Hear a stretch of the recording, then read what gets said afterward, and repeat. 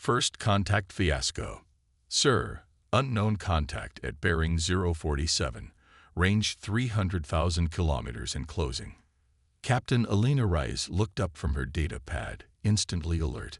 The UEF Pathfinder was a border patrol vessel, technically classified as a light reconnaissance cruiser, but everyone in the fleet knew it was just a polite way of saying underfunded rust bucket with guns. Patrol duty in the Arcturus sector was supposed to be quiet, boring even. That's why they sent the ships that couldn't afford to break down in actual combat zones.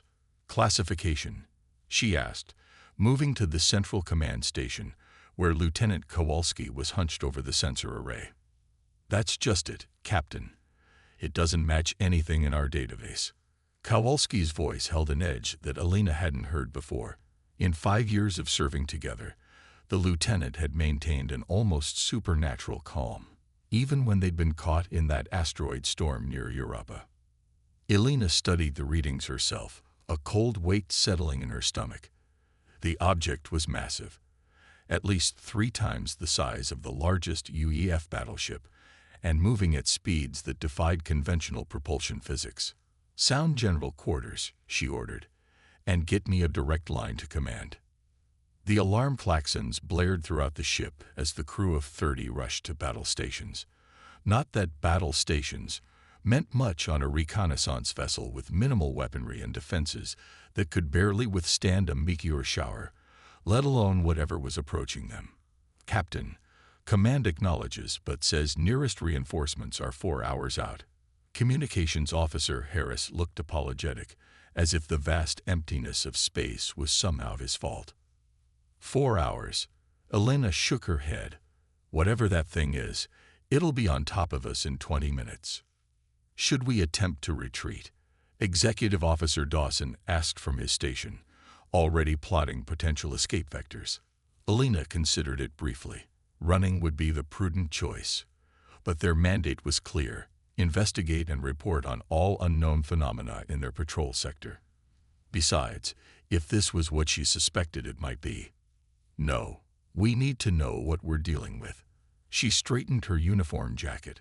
"Kowalski, continue sensor suites. I want everything you can give me on that vessel." Harris, broadcast first contact protocols on all frequencies. "First contact." Dawson's eyes widened. "You think it's..." "I think after centuries of wondering if we're alone in the universe, we might be about to find out we're not." Alina's voice was steady, belying the thundering of her heart. "And I'd rather not be the captain who ran away from humanity's first alien encounter." The bridge fell silent as the implications sank in. Then everyone moved with renewed purpose. "Contact now at 200,000 kilometers and accelerating," Kowalski reported. "Sensors detecting energy signatures unlike anything I've seen before. Power readings are off the charts." "Any response to our broadcasts?"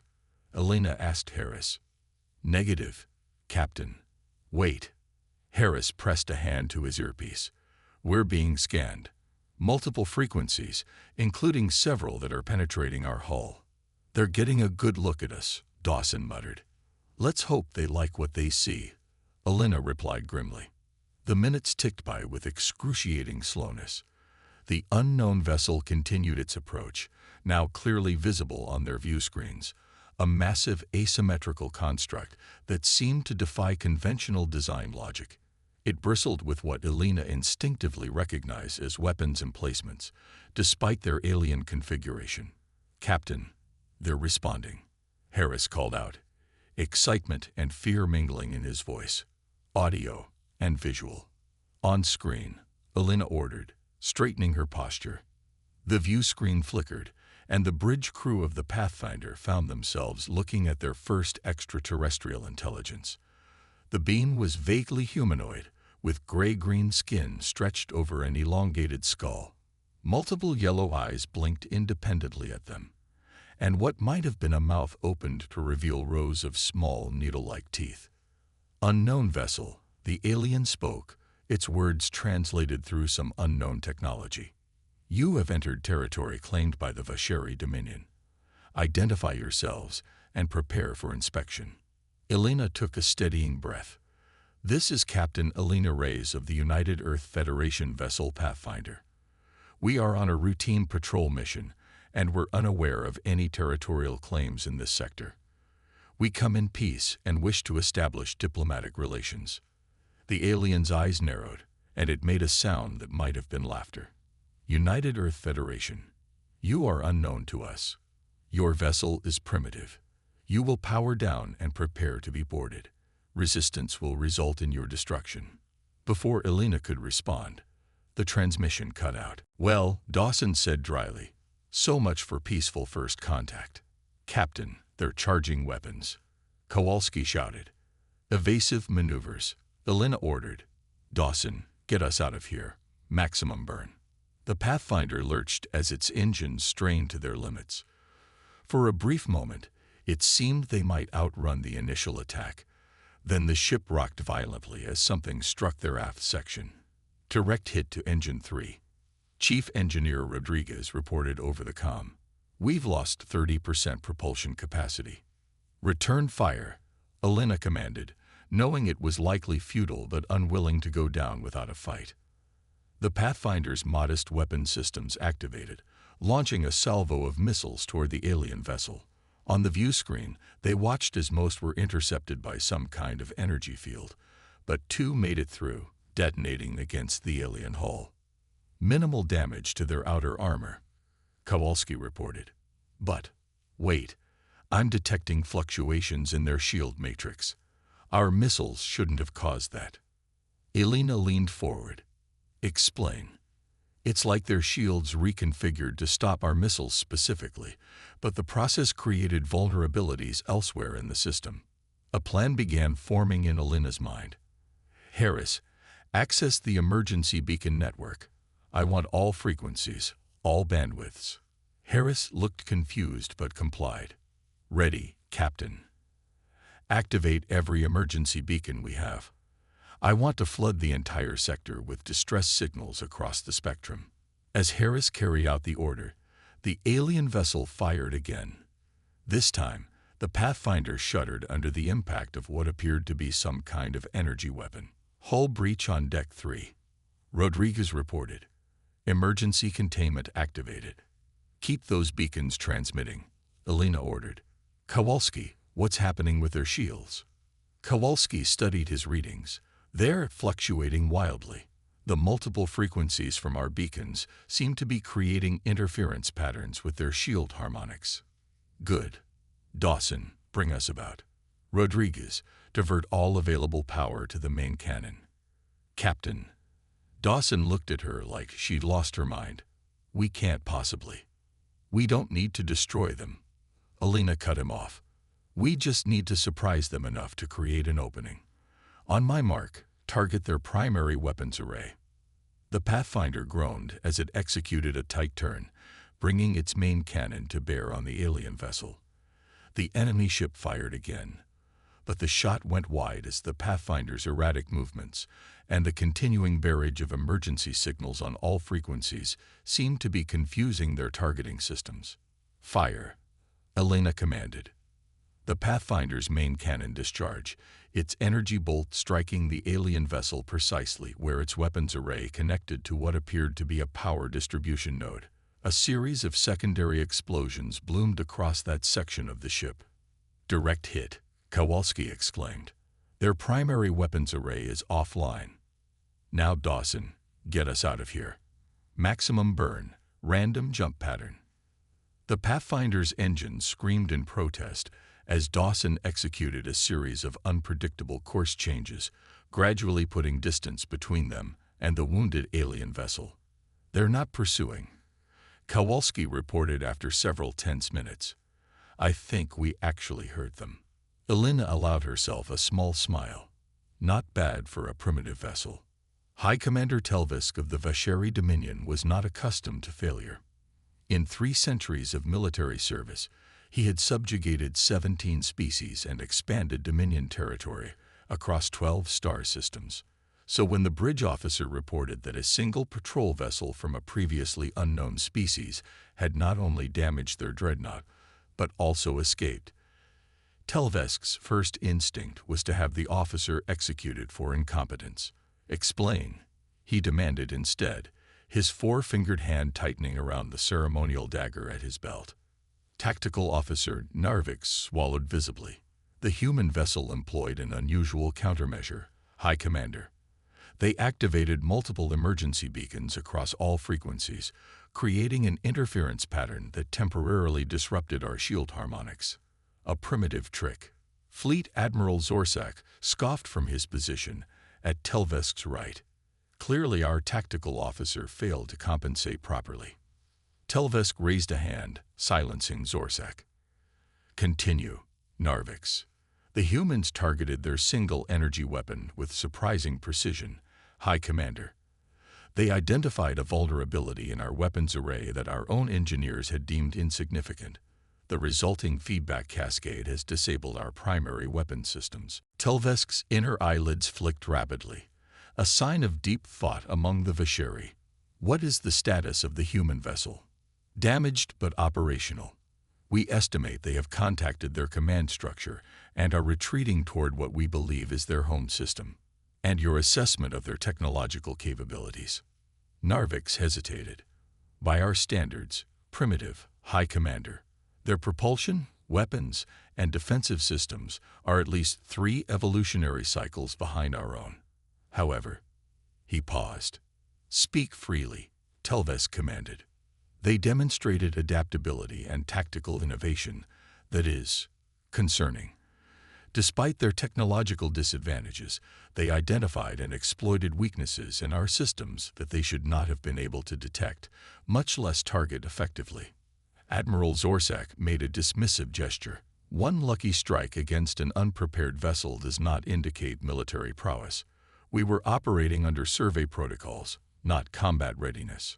"Perhaps," Telvesk conceded, "but I have conquered enough species to know that luck rarely accounts for such outcomes." He turned to the ship's intelligence officer.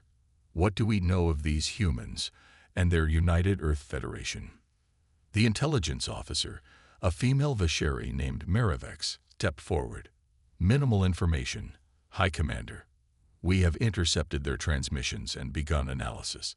They appear to be a recent arrival to interstellar travel, having expanded from a single homeworld they call Earth only within the last century. Their federation encompasses approximately 30 star systems, though many are merely outposts rather than fully colonized worlds. And their military capabilities, based on the vessel we encountered, considerably inferior to our own. However, Maravex displayed a series of intercepted transmissions on the command hologram. Their communications suggest a species with significant internal conflict throughout their history. They have been fighting among themselves for millennia, which may explain their tactical adaptability despite technological limitations." Telvesk considered this information. A species tempered by constant warfare, even against itself, could develop unexpected strengths. Still, the technology gap was substantial. With proper preparation, the Dominion could crush this emerging threat before it developed further. "Prepare a full invasion assessment," he ordered. "I want fleet deployment scenarios, resource requirements, and conquest timetables. If these humans are expanding into Dominion space, we will demonstrate the consequence of such trespass." "High Commander," Narvik ventured cautiously. "Perhaps diplomatic contact would be more appropriate." The humans initially attempted to communicate peacefully. Telvesk fixed Narvik with all 4 of his eyes. "The Dominion does not negotiate with lesser species, Tactical Officer. We conquer or we eliminate. The humans have demonstrated enough capability to warrant concern, but not enough to earn respect. We will subjugate them while they remain manageable." "As you command," Narvik bowed, though Telvesk noted a hesitation that would bear watching. As his officers dispersed to carry out his orders, Telvesk replayed the encounter in his mind. The human vessel had been outmatched in every measurable way, yet they had fought with unexpected effectiveness. It reminded him of the Cyclani Rebellion, where a technologically inferior species had briefly, very briefly, resisted Dominion rule through unconventional tactics. The Cyclani were now extinct, their homeworld a mining colony. Telvesk allowed himself a satisfied click of his lower mandibles. These humans would soon learn the same lesson. In the face of Vasheri might, resistance was merely a prelude to subjugation. You're telling me a border patrol vessel engaged in combat with an alien spaceship? Admiral Chen's holographic image stared at Alina with a mixture of disbelief and concern. Yes, sir. The Vasheri Dominion, they called themselves. Alina stood firm, despite the fatigue of the past 18 hours. The Pathfinder had limped to the nearest UEF outpost, its crew working miracles to keep the damaged systems operational. They were not interested in peaceful contact. And you managed to damage their vessel and escape. We got lucky, sir. They underestimated us. Admiral Chen's expression darkened. Captain Rice, your sensor logs and combat recordings have been analyzed by fleet intelligence. That vessel you encountered was equivalent to a heavy dreadnought in our classification system. By all rights, your ship should have been vaporized in the first exchange. Elena nodded. I'm aware, sir. We identified a vulnerability in their shield systems and exploited it. With all due respect, we can't assume we'll be that fortunate again. No, we certainly cannot. The Admiral sighed heavily. Your first officer's report indicates you believe this was merely a scout ship, a survey vessel, at minimum. Their communication suggested a much larger civilization, a dominion, as they called it. I believe we encountered merely the vanguard of a significant interstellar power. That aligns with Fleet Intelligence's assessment. Admiral Chen's hologram flickered as he manipulated something off-screen. Captain Rice, I'm promoting you to acting commander and giving you operational authority over our rapid response force in the Arcturus sector. You've encountered these Vashari and survived. That makes you our foremost expert, like it or not. Elena blinked in surprise. Sir, the Pathfinder will undergo emergency repairs and upgrades. In the meantime, I'm transferring your flag to the UEF Defiant. It's not the latest model, but it's the best we can get to your position in time. In time for what, sir? Admiral Chen's expression was grim. In time for the invasion we both know is coming, Commander. The Vasheri have encountered humanity, and based on their behavior, they're not the type to let an upstart species like ours get away with bloodying their nose.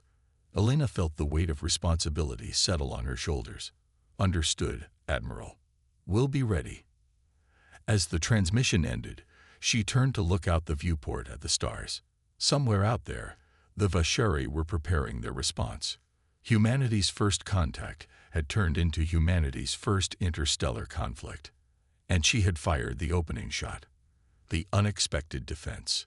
Lieutenant Commander Marcus Chen stared at the tactical display with a grim expression. Just 3 weeks after humanity's first contact with the Vasheri Dominion, the predictions of fleet intelligence had proven tragically accurate. The alien invasion force had arrived at the edge of the Arcturus sector with overwhelming numbers. 17 capital ships, supported by what appeared to be dozens of smaller vessels. Against them stood Marcus's hastily assembled defense force. 3 aging destroyers, a handful of patrol crafts, and the recently refitted UEF Defiant under Commander Rice's command. Fleet Command had promised reinforcements, but they were still days away. Status report. Marcus called out to the bridge crew of the UEF Sentinel, the oldest of the 3 destroyers, and his temporary flagship. Vasheri fleet maintaining position at the edge of the Callisto Belt. Lieutenant Park reported from the sensor station. They appear to be conducting systematic scans of the entire sector. Marcus nodded. At least the aliens weren't rushing in blindly. That gave them a little time. And the mining colonies. Evacuation is at 87%, sir. The last transports should be away within 4 hours. 4 hours they might not have. Marcus opened a secure channel to the Defiant. Commander Rice, what's your assessment? Elena Rice's face appeared on the view screen, her expression as serious as his own, but with an underlying confidence that Marcus found reassuring. She had encountered these aliens before and survived, after all. "They're being cautious, Marcus," she replied. "Their scan suggests they're looking for something specific. I think our little encounter with the Pathfinder made them wary.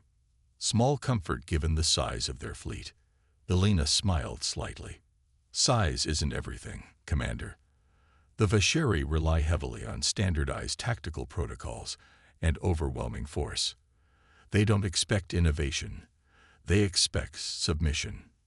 "Then let's make sure they don't get it," Marcus replied. "Your recommendations." "We've analyzed the data from our first encounter. The Vasheri shields operate on predictable frequency patterns.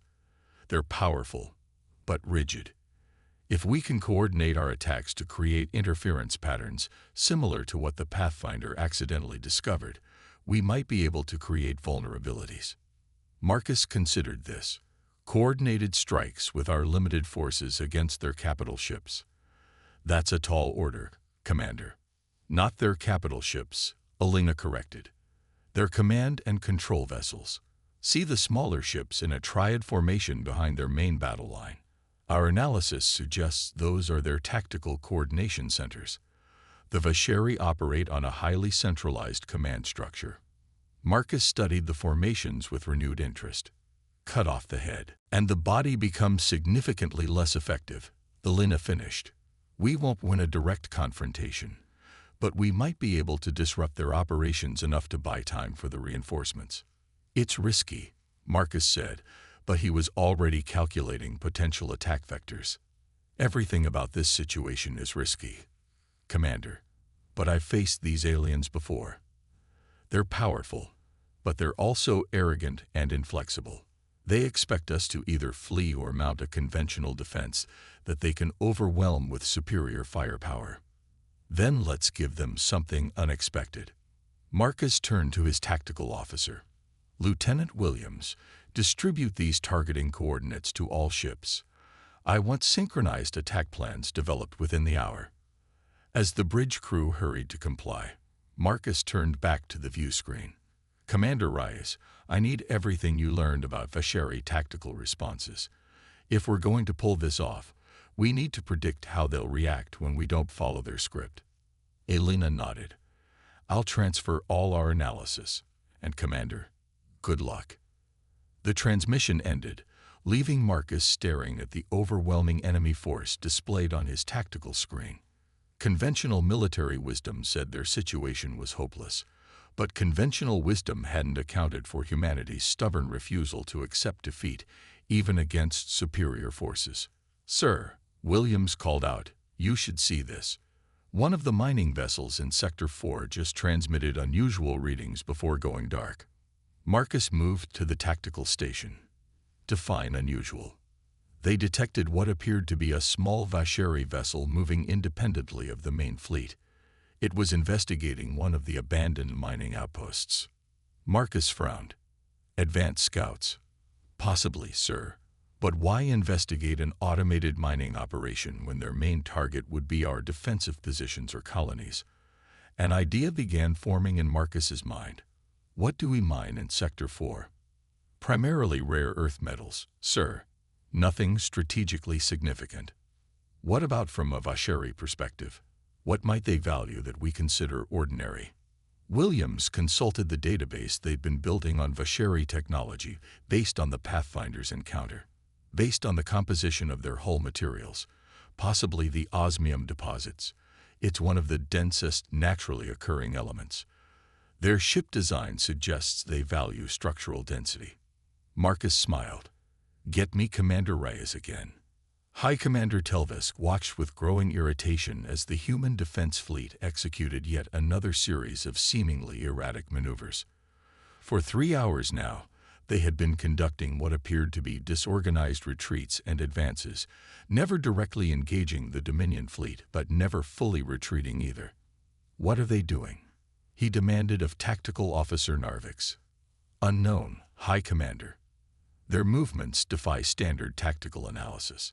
Narvix's frustration was evident. "They approach as if to attack, then withdraw without engagement. They've repeated this pattern 17 times. Fleet Admiral Zorsak made a dismissive gesture. "They are toying with us, testing our responses, a primitive psychological tactic, or a distraction, Strategic Officer Miravex suggested quietly. When both males turned to her, she elaborated. The humans know they cannot defeat our fleet in direct combat. Perhaps these movements are meant to occupy our attention, while they pursue some other objective. Telvesk considered this. What of the resource survey teams? They report successful identification of osmium deposits in what the humans call Sector 4, Narvix reported. The extraction units have already begun operations. And the human mining facilities? Abandoned, High Commander. It appears they evacuated when our fleet was detected. Telvesk made a sound of satisfaction. This, at least, was proceeding according to plan. The conquest of human space would provide the Dominion with valuable resources, and the osmium deposits alone would justify the military expenditure. The humans' chaotic defense would ultimately prove futile. Prepare the main battle group for advance, he ordered. It is time to demonstrate the consequence of resistance. High Commander, Narvix interrupted. Sensors detect new movement from the human fleet. They appear to be dispersing. On the tactical display, the small human fleet suddenly broke formation, individual vessels accelerating in different directions at maximum thrust. They flee, Zorsak said with satisfaction. No, Miravex contradicted, studying the patterns.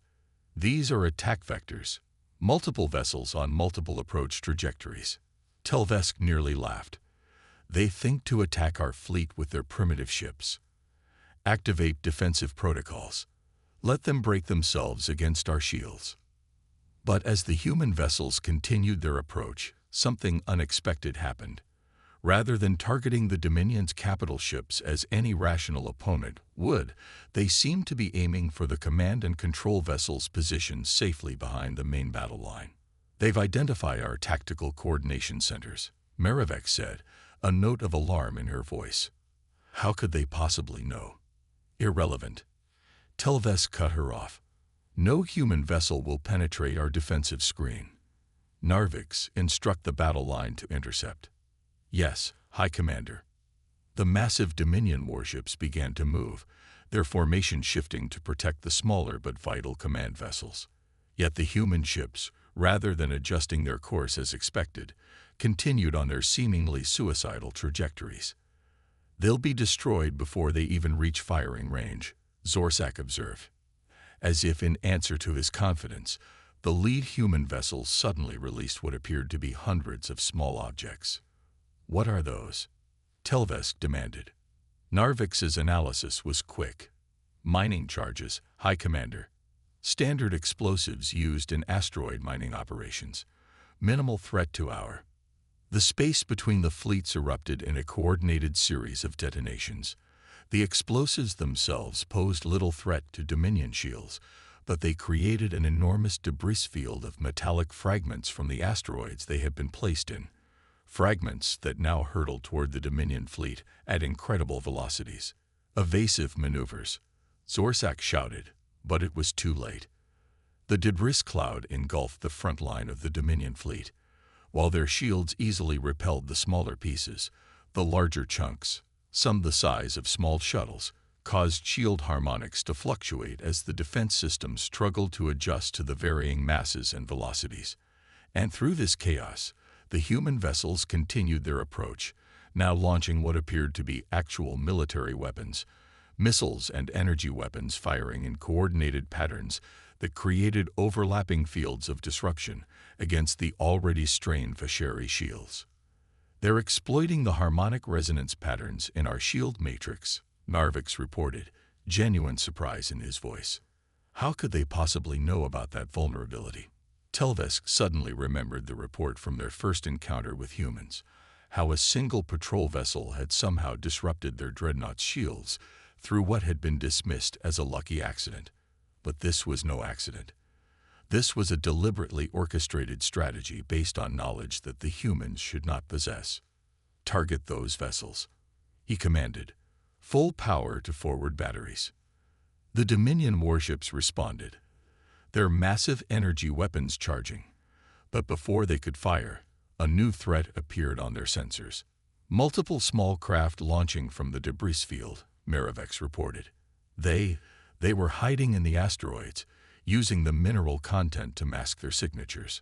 On the tactical display, dozens of human fighters emerged from the debris, already well inside the Dominion's defensive perimeter and on direct approach vectors to the command and control ships. Impossible, Zorsak exclaimed. No commander would risk living pilots in such a maneuver. But the evidence was clear. The humans had hidden fighter squadrons within the asteroid belt, positioning them days or perhaps weeks before the Dominion fleet's arrival. Now, as the main fleet was occupied with the debris field and the larger human vessels, these fighters had a clear run at their primary targets. All point defense systems prioritized those fighters, Telvesk ordered. The Dominion's anti-fighter weapons activated, filling space with energy bursts and defensive fire. Many of the human fighters were destroyed immediately, their fragile hulls offering little protection.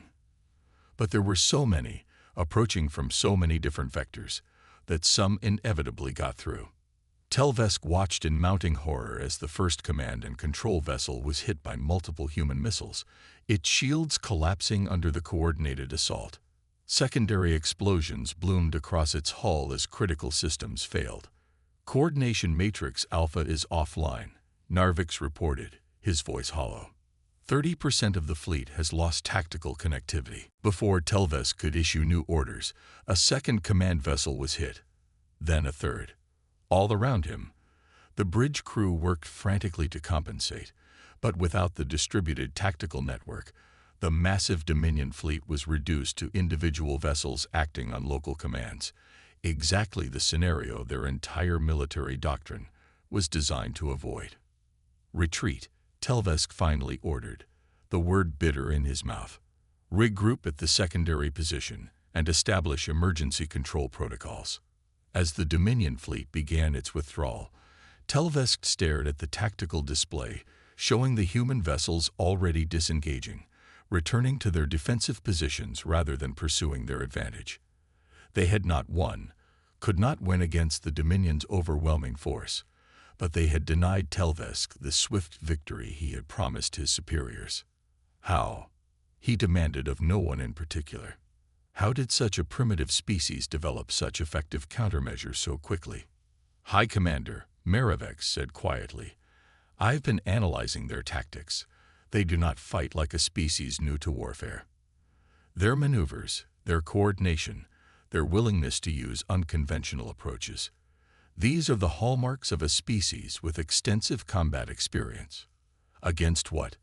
They have only just reached the stars. They have no other enemies. Each other, perhaps, Marivex suggested. Our initial intelligence indicated a species with a long history of internal conflict. Telvesk considered this.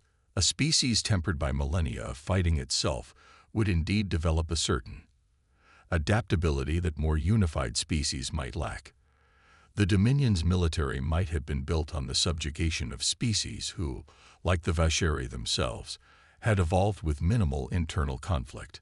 Their wars had been primarily against external threats, following predictable patterns. Prepare a full tactical reassessment, he ordered. I want to know everything about human military history, doctrine, and psychology. We will not underestimate them again. Marcus Chen watched the Vasheri fleet retreat with a mixture of relief and disbelief. Their plan had worked better than he had dared to hope. They're establishing a holding position near the outer gas giants, Lieutenant Park reported. Minimal damage to their capital ships, but we've confirmed the destruction of 3 command and control vessels and significant damage to 2 others.